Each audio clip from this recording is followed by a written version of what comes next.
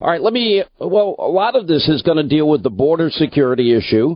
President reiterating again this weekend that he's willing to go it alone, and maybe it's a national emergency or maybe it's not. But there's fundamental questions that I'm sure he's going to bring up in his speech. Number one, I would expect the president to explain how things have turned around with the economy. I would expect the president to deal with what's going on in places like North Korea, a pending summit, Iran, the president's comments about keeping troops in Iraq to watch Iran, his desire soon to get out of, if possible, Syria, Afghanistan, and I think he'll go through his list of successes. Then I think he's going to make the case about the wall. You know as well as anybody, all that fentanyl, 90% of America's heroin is coming across that border. Then we have the 2% of people that are cartel members or gang members, and those families, angel moms and dads that have lost their kids to illegal immigrants. And I think he's got the high ground on what we ought to do, and it'll be interesting to watch the Democratic reaction. The beauty of this is that we'll watch the Democratic reaction on Pelosi's face while he's delivering it, because she'll be over his screen right, his left shoulder the whole time. I can't wait to see the faces that come out of that. Look at it this way. We do know, I love doing numbers, Sean. So let's see, he's asking for $5 billion, right? We spend $4.2 trillion a year as our budget. Look at it this. So if you have a $100 bill, Sean has a $100 bill. To keep that $100 bill safe, would you pay 1 penny? Of course you would. We have a $20 trillion economy that we want to protect. It's working. Our Americans are going back to work at record numbers. That won't be the case if we open up the southern border. We'll be deluged by people coming from around the world, not just Central America and Mexico. They'll come from every country in the world because we have a better standard of living than anyone in the world. So we will ruin our way of living. So would you protect your $100 bill with a penny? And that's what $5 billion represents per year, by the way, versus our national spending. It's insane. Well, you look in 2018, that's the year the Democrats hid who they really were. The president tweeted out last week, well, we know who they are now, and they're getting more open about it and trying to out-extreme each other in an attempt to bring into their fold the radical extreme left wing of the party, which represents the base of the party. But everything we told you that they wanted to do, endless investigations, open borders, eliminate ICE, they want their crumbs back.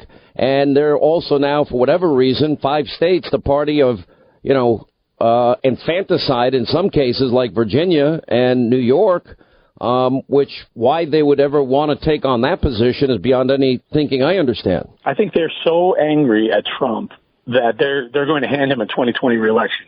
You and I talked prior to the midterms. So we were debating what would happen if the Dems took the House, and they took. And I've been saying for a long, and I think you have as well.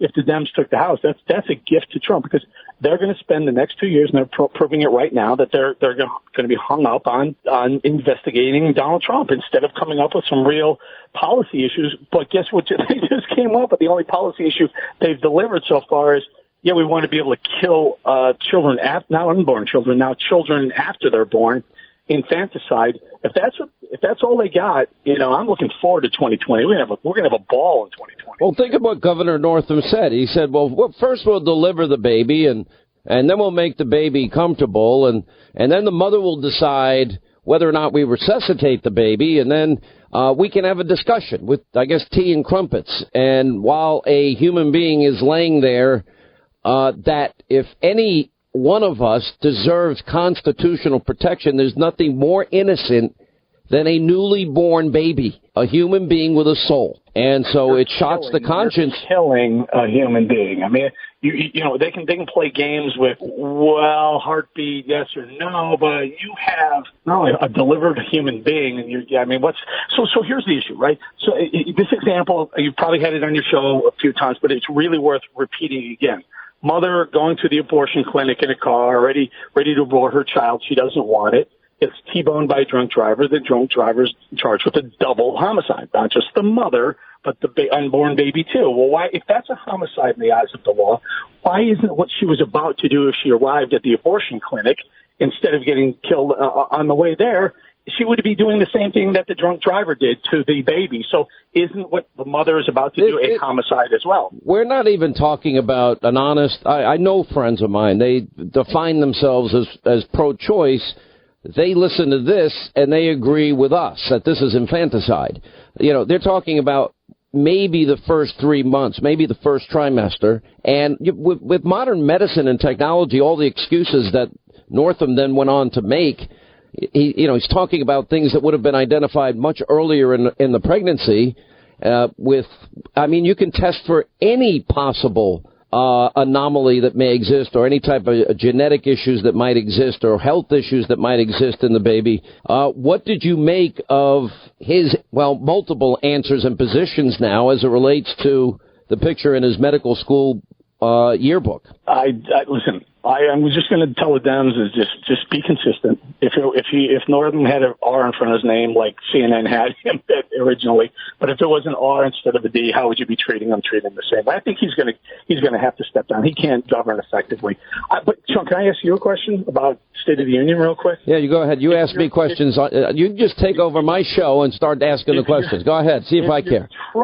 If you're Trump, how do you lay the groundwork for February 15th at midnight, February 16th in the morning? I mean, are you going to basically tell the world either get on board or we're going to declare a state of emergency?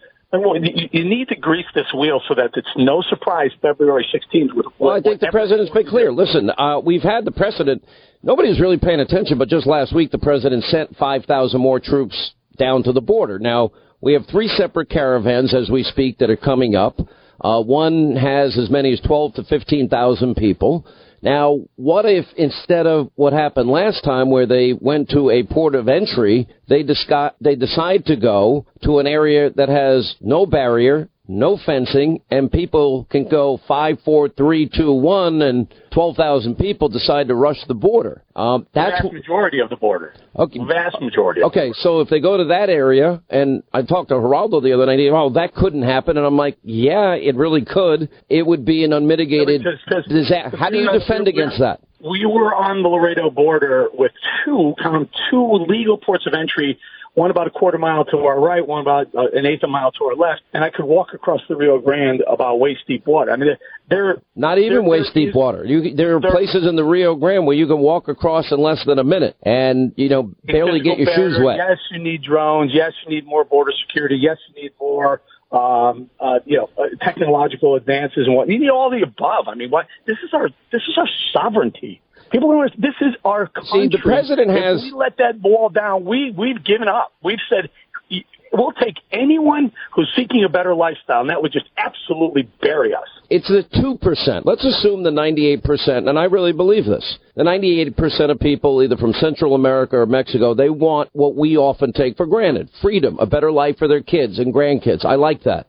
But the 2% that are bringing the 90% of all heroin in the U.S. across that border. If I was the president, I'd say, as commander-in-chief, it's my job to protect the American people, and I will do what is necessary, including use the military like President Bush and President Trump did, declare a national emergency like both presidents also did on different issues, and we will build the border wall, and we're going to make it a defense issue.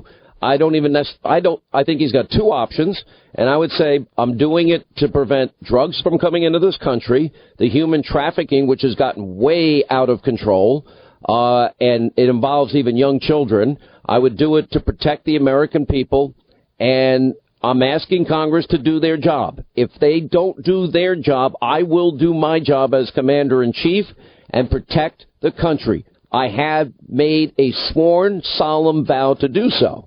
Maybe even ask it in the form of a question. Do you want to eliminate heroin? Do you want to stop fentanyl? Do you want to stop human trafficking, drug trafficking, cartels, gang members from coming across the border? And if the Democrats sit on their hands, we know where they stand. If they're the party of open borders, and, at some point they bear some culpability for all the crime that could be associated with it. But, all right, Eric Bolling's with us. Stay right there. Got to take a break. Continue. Eric Bolling is with us. He's going to be in the Trump Hotel doing his pre-show, I guess warm-up show before the State of the Union in Washington, D.C. That ought to be a lot of fun. What do you think that the president, what do you think of this issue of this Virginia governor and, you know, the pictures of a Klansman and blackface, et cetera, that was in his medical yearbook. What do you think should happen?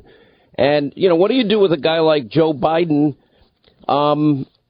and, you know, years ago was an outspoken critic of integration, et cetera, et cetera. Where does that impact his run for a presidency? So Sean, I'm in a camp that says I don't necessarily think that people should be held to some standard that was the norm or not norm 20, 30, 40 years ago. My problem with Northam is that he was there and he was about to do the moonwalk again. He clearly has no conceptual understanding of how racist what he did is perceived now. Maybe not necessarily then. I don't know. I've never done it. I have no opinion on that. However, it is clearly a sore spot. It really ticks off African Americans. So for him not to just say, I didn't do it, or I did it and I'm sorry I did it, but he was actually about to do a moonwalk again, and his wife stopped him from doing it. The guy has completely lost the confidence of everyone.